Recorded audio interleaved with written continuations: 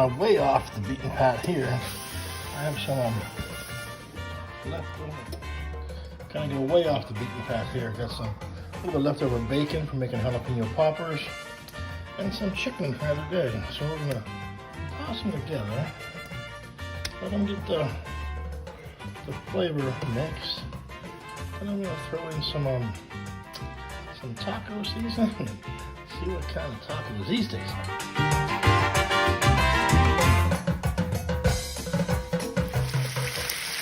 Well, as I look at this, I think I'm gonna take these pieces out and chop them up into some more manageable pieces before I throw on the taco seasoning.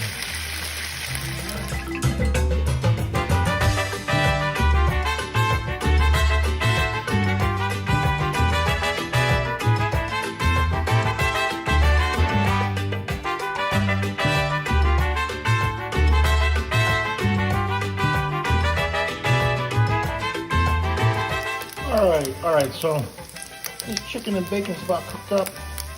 I'm gonna put in about a quarter cup of water, a tablespoon of my special taco seasoning, and see what these taste like.